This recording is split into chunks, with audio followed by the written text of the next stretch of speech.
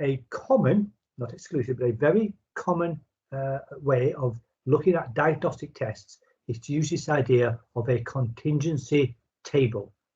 Why they can't just say 2 by 2 table, I don't know. Obviously, they can make the tables bigger, but they could just say a 3 by 2 table or something, but they like to give them these grand names.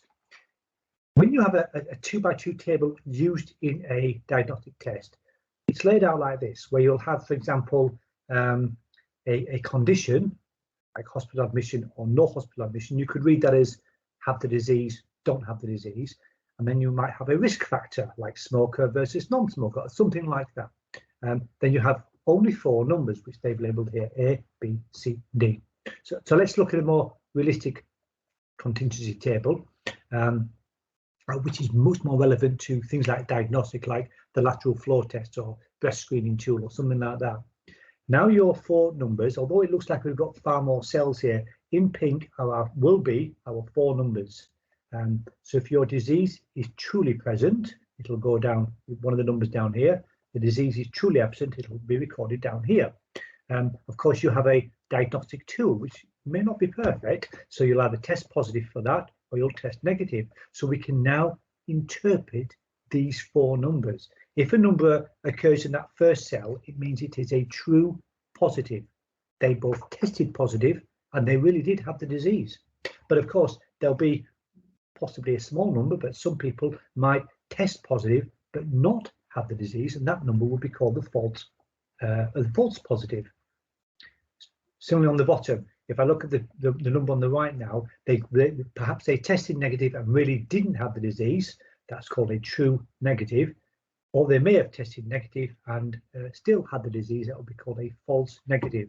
Now, in the lateral flow test that we've all been using, it has a very good measure of true negative, but not so, of positive. Sorry, if it comes out negative, it really is pretty much negative.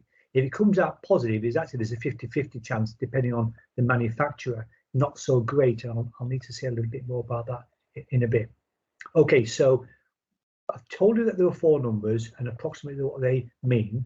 If we imagined a perfect diagnostic test and then we perhaps tested it on 1,000 people, we should get zeros in the false positives and 0 in the false negative, and only numbers occurring in the true positive and true negative.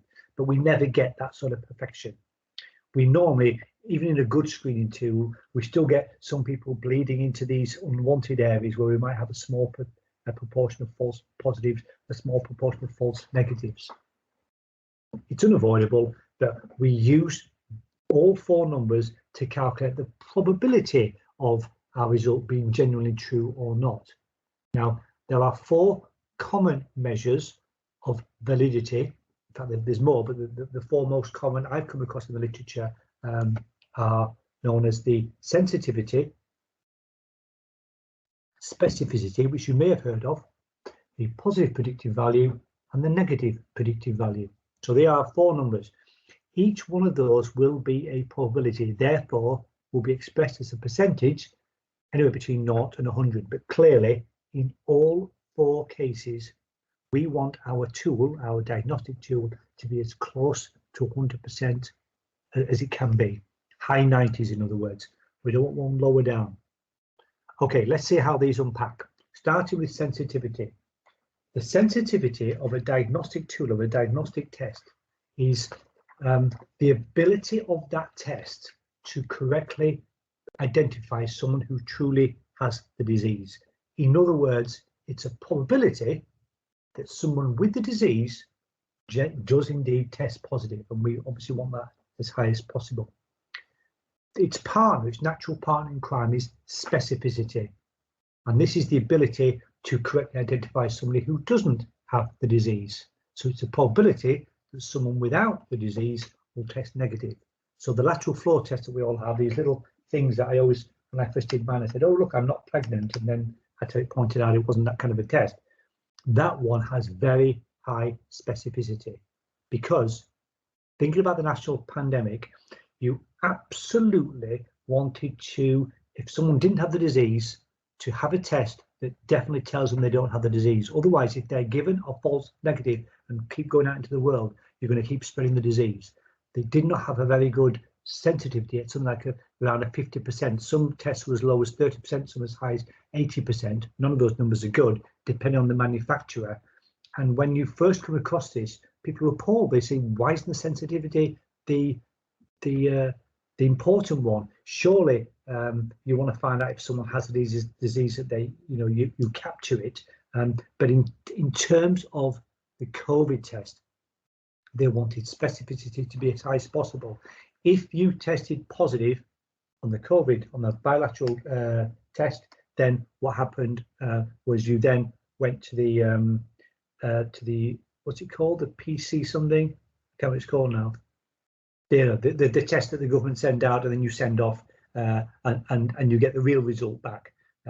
So that's why there are these two levels. There weren't really gaps. You're falling between. They just made sure they had to have a second, even better test, but they could not afford to do that with everyone. So that was lab-based. So they're the two most common measures, and let's stick with those for a moment, if we would. Oh, I'm sorry, I do actually complete the two. So the positive predictive value is a subtly different one. I see these as patient perspective, whilst the sensitivity and specificity are what the manufacturers of the tool can claim. The PPV and the NPV are the probabilities that me as a patient are more concerned with. So the positive predictive value is the probability that me, having test positive, in truth really has the disease. And the negative predictive value is the probability that testing negative in truth really does not have the disease. It sounds almost the same, and it's not, because it's to do with something called conditional probability.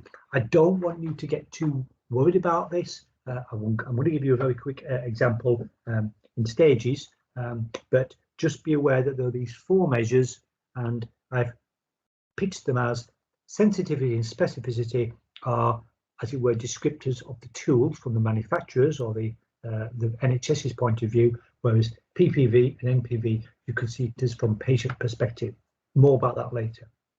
Remember back at school when we did probability. So, for example, we had a bag of coloured marbles, and we put our hands in without watching and pull one out. So, in this case, I've got 1, 2, 3, 4 red marbles, 2 blue, and 1 yellow. So, can you type in the chat box what you think the probability of a getting a red out? What is the probability of a red? Can anyone remember how we expressed this? Normally, as a fraction would be my clue here. Give me the probability as a fraction of pulling out a red. I can't see the chat, so Mary will have to tell me if she can see that.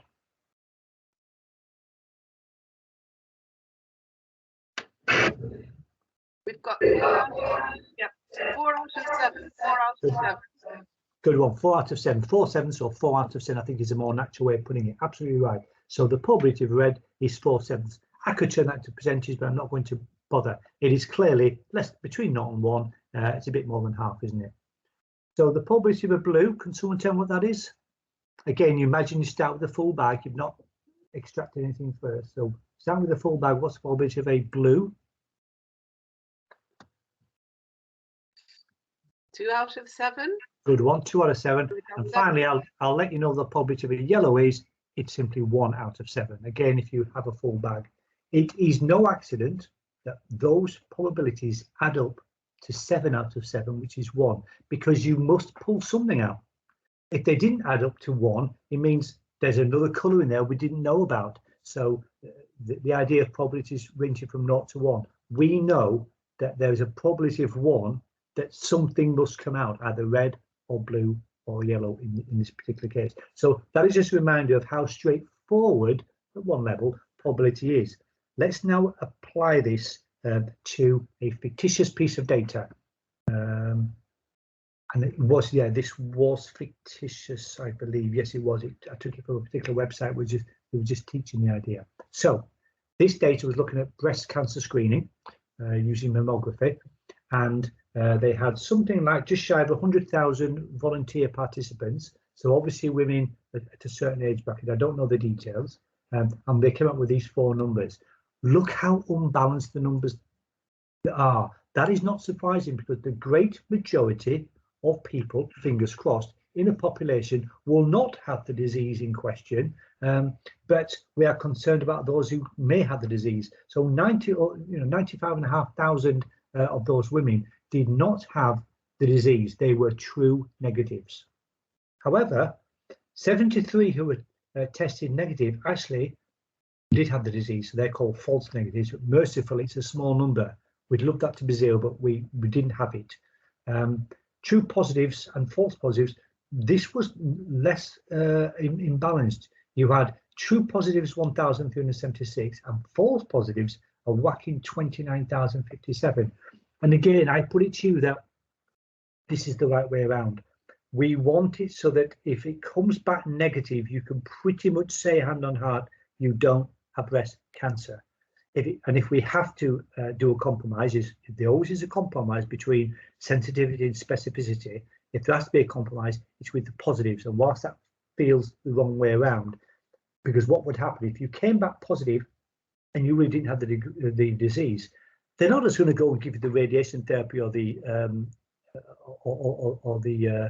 radiotherapy. They're going to do a biopsy. So whilst associated with these false positives, there's a lot of anxiety, absolutely. But what it's doing is it is maximizing the chance of the population being reliably dealt with. So if you came out with positive, they would take a biopsy or something, some means to then say, have you really got it? There'll be a secondary test. So this doesn't look as horrific as it is. It looks like it's giving too many women the wrong idea. But these are, after all, fictitious numbers, but they're pitched in a way that makes it semi-realistic. Okay, let's start with the sensitivity. The sensitivity, remember, was the ability of the test to correctly identify those who truly have the disease. So I'm looking at this first column here, disease present column. It was the probability that someone with the disease will test positive. So let's just look at that first column, and we can write it down the bottom, just as we did with the marbles. There's to be one number on the top and one number on the bottom. And when you looked at the marbles case, your number on the bottom was how many marbles in the box. Here, our bottom number will be all those who have the disease. So true positives plus false negatives, but those two numbers added, and the top number is just a true positive. So the sensitivity essentially is the proportion of those with the disease who tested positive, and we know that's not well, let's see what number comes out to be. So let's put those numbers in. There were the numbers that we got. So we get 1376 divided by 1376 plus 20 or plus 73. It comes out to be just shy of 95%. So the sensitivity of this fictitious test is 95%. So it's approaching the high 90s, not quite as high as I'd want it to be, but not too bad. I've seen ones way worse. So you can see how that number 95% has come out from actual data. You must note that these numbers that we calculate the value from must be raw counts. They cannot be percentages or proportions. They have to be raw counts, which is why they are only ever an estimate. And that leads to things like confidence intervals and the like, which I'm not going to be looking at, but there are such things as confidence intervals associated with sensitivity and specificity. So that was one measure. And taking the same idea with specificity, it's now looking at the second column. So now saying specificity is the probability that someone who genuinely does not have the disease will test negative. So it's the true negative divided by the total of that second column. So true negative divided by true negative plus false positive. Okay, so putting in the numbers, put them into a calculator, 95,594 divided by the total, times by 100 to get 100 to get to percentage, 97%. So a slightly higher value compared to the sensitivity. This one I would say is now in the higher 90s, so I'm feeling quite happy or happier about it. So we have two measures so far of sensitivity and specificity that are measures of validity of the tool, one looking at the proportion of true positives and one looking at the proportion of true negatives. And you'll see that from the manufacturer's point of view, they can claim this is a pretty good tool and you should therefore use it.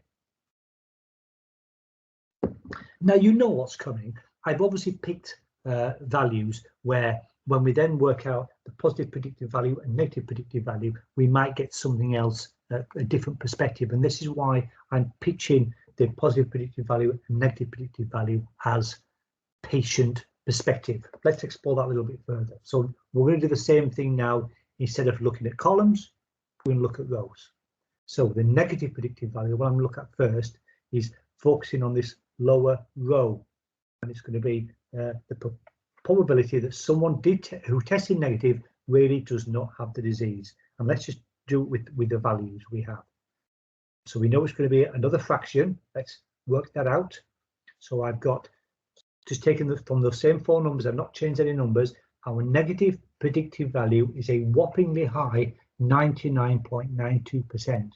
And this is the one that is relevant to the lateral flow test, whichever is the test we use at home. I'm starting to doubt my own words. But this means that if I, Philip, test negative, I can be very, very sure I don't have it. And that's what I want. I want to be able to say, right, I keep going back to work. I don't have to shield or isolate or anything like that. Now, I've obviously left one till last, and you know this is where it's all going to come crashing down. So let's now look at the final one, which is the positive predictive value, which is the ability to identify those testing positives who really have the disease. So as a probability, I've tested positive, do I really have the disease? So again, I'm now looking at the top row, the testing positives, put the numbers in. So it's 1376 divided by the total of those two values, and now it only comes out at 32%. So in other words, on this particular fictitious data, if I tested positive, actually, I've only got a 32% chance of really having it. I first came across this when I read a blog by a guy who was an epidemiologist, and he used to write a blog about cancer and statistics, and he himself had tested positive.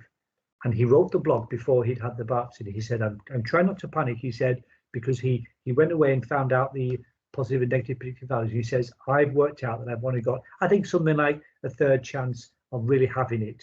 And he said that you should always, hang fire with the panic, because being tested positive does not mean positive. And this is certainly true of those home tests. As I say, I've seen the literature values as low as 30% and as high as 80%. And I said to my daughter when she tested positive, I said, don't panic yet. It's like I flicked a coin. Let's find out if you have it. Turns out she did have it, but we, at least I was able to sort of think about it statistically. And you'll see that these last two measures are very different. One was very high percentage and one was pitifully low. I think you might also agree that from the patient perspective, those lower two values are of more importance to me. It tells me to what extent I need to panic or be confident. If I test negative in this particular one, I'm pretty happy that I haven't got it. I can go away, free of any worry. However, if I test positive, I'm aware that I need to have follow-up. That's all it tells me is we've pulled you back in rather than you definitely have it. Too many people measured positive on those home tests and thought, I've got it. And I'm thinking, not necessarily. Many of you will not have it. And of course, those statistics did not come in until a lot later, which I think has contributed to the count rate of COVID in this country.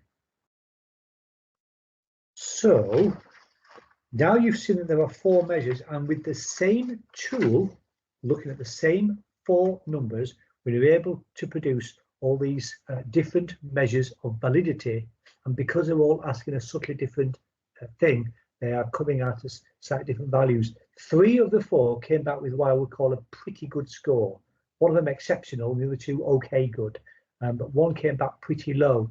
But I would say that this, if there's going to be an imbalance, this is the imbalance that manufacturers have to go for.